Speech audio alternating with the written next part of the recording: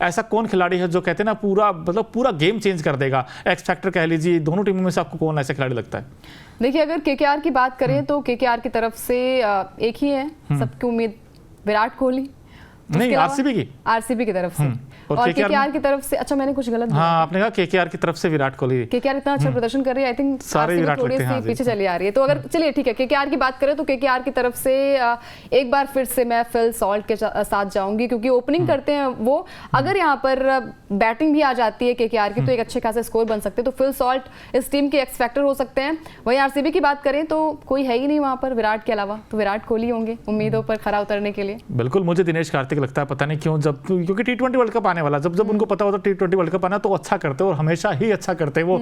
लेकिन दोनों दोस्तों अगर देखा जाए भाई, संडे है लेकिन सुपर संडे बनाने के लिए आरसीबी को कमबैक करना होगा। उम्मीदें हैं बस इस टीम से, और उम्मीदें हमेशा रहती है कि यार टीम अच्छा करेगी। लेकिन इसमें जैसे अंकिता ने कहा ना, विराट तो बड़ा अच्छा करते हैं, लेकिन उनको साथ में जो केजीएफ फैक्टर था ना, अब वो खत्म हो गया, जी तो हट गया। अब के और एफ ही रह गए, विराट और फैफ डु प्लेसिस, क्योंकि मैक्सवेल चोटिल है, अब पता नहीं खेलेंगे नहीं खेलेंगे। लेकिन अब डी आ गए हैं, दिनेश कार्तिक, इन्होंने बड़ा अच्छा इंप्रेस किया है। लेकिन दोनों टीमों को देखोगे, ये मैच कहां खेला जाएगा? कोलकाता में, ईडन गार्डन स्टेडियम में। बड़ा ऐतिहासिक ग्राउंड है। ऐसे में जो केकेआर की टीम है, जो एक मैच हारी पिछला मुकाबला, वो भी लास्ट ओवर में, उनका क्या पॉसिबल प्लेइंग 11 हो सकता है, उनका भी देखने की कोशिश करते हैं भाई, उनका जो पॉसिबल प्लेइंग 11 है वो क्या कहता है। लेकिन इसके अलावा अगर देखा जाए तो भाई उनके पास है मैच विनर, ना सिर्फ बैटिंग बल्कि बॉलिंग में भी। अगर आप देखोगे तो श्रेयस अय्यर कैप्टन जरूर है, उस तरीके के रन नहीं आए, लेकिन फिल सॉल्ट ये कमाल की बैटिंग करते हैं ऊपर से। सुनील नारायण का तो लाजवाब है ये बैट्समैन, तो मतलब 100 बना दिया इन्होंने, दूसरा 100 बना दिया। अब तक आईपीएल में 5 शतक लगे, जिसमें 2 तो इन्होंने लगा दिए हैं। उसके अगर आप देखें, अंकुरिश रघुवंशी यंग टैलेंट ने बड़ा इंप्रेस किया है। उसके बाद अय्यर हैं, वेंकटेश अय्यर है, रिंकू सिंह, रिंकू द फिनिशर हम कहते हैं उनको। तो यानी कि ये टीम मुझे कंप्लीट पैकेज लगता है। यहाँ पे बॉलिंग भी आपको नजर आएगी, बैटिंग भी अच्छी नजर आएगी, और मैच फिनिशर भी आपको नजर आएंगे, चाहे आंद्रे रसल हो, रिंकू सिंह हो। और बॉलिंग में मिचेल स्टार्क, जो कि 25 करोड़ तकरीबन इन पे खर्चा किया है, और इन्होंने पिछले मैच में भी अच्छी बॉलिंग की थी। और वरुण चक्रवर्ती इनके पास होंगे, जो मिस्ट्री स्पिनर है, जो विकेट्स लेते हैं। हर्षित राणा ने बड़ा इंप्रेस किया है। तो ये टीम मुझे लगता है ऑन पेपर या फिर कुछ भी कह लीजिए, दोनों टीमों में मुझे केकेआर की टीम थोड़ी नहीं बहुत आगे लगती है एज कंपेयर टू आरसीबी के। तो ऐसे में केकेआर की टीम को रोकने के लिए अंकिता क्या करना होगा? अब आपसे पूछ ही लेते हैं भाई, वो 3 काम क्या करने होंगे आरसीबी को, क्योंकि तूफान जो आज सामने है वो केकेआर का मतलब बहुत बड़ी टीम है यार। आई थिंक केकेआर को, आरसीबी को केकेआर को हराने के लिए 3 काम नहीं, कई सारे काम करने होंगे। सबसे पहले तो अपनी आप जो टीम कॉम्बिनेशन है उसको सुधारिए, क्योंकि गेंदबाजी सबसे वीक लिंक्स इनकी है।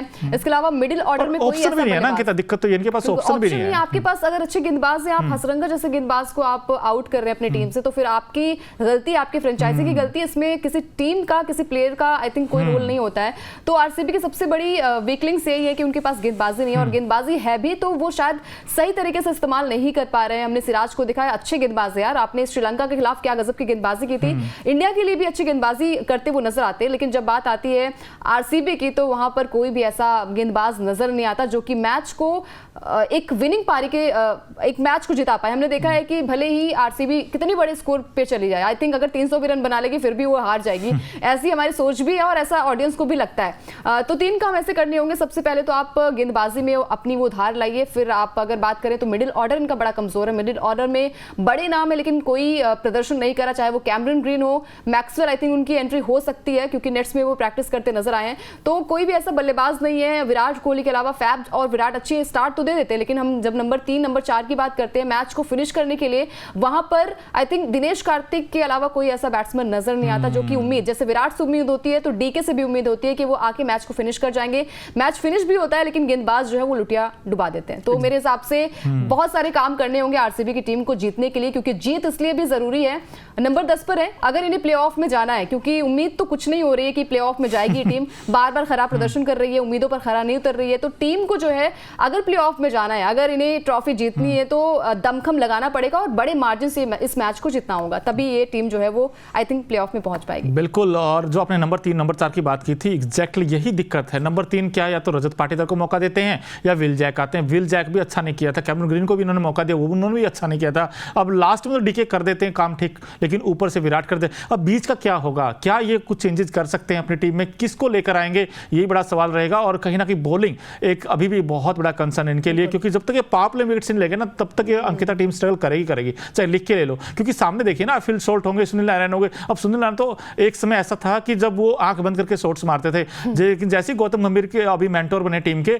तो गौतम गंभीर का जो कहते ना कि दांव खेला है, ये बिल्कुल 16 अन्य सच हुआ है। क्योंकि उन्होंने कहा कि हम सुनील नारायण से ओपन कराएंगे, और क्या ओपन कर रहे हैं, क्या गजब की बैटिंग कर रहे हैं, क्या आगाज दे रहे हैं इस टीम को। और उसके बाद जो प्लेटफॉर्म सेट हो जाता है तो आने वाले बैट्समैनों की चीजें आसान हो जाती हैं। अब केकेआर के पॉइंट ऑफ व्यू से देखा जाए अंकिता, इस मैदान पर देखें, कोलकाता के इस ऐतिहासिक मैदान ईडन गार्डन्स पर अब तक कुल 89 मैचेस खेले गए हैं, और 53 मैचेस उस टीम ने जीते हैं जो पहले इनफैक्ट बॉलिंग करती है, और बाद में रन चेज बड़ा आसान हो जाता है। ऐसे में टॉस जीते तो क्या करें, यहाँ पर भी बॉलिंग करें।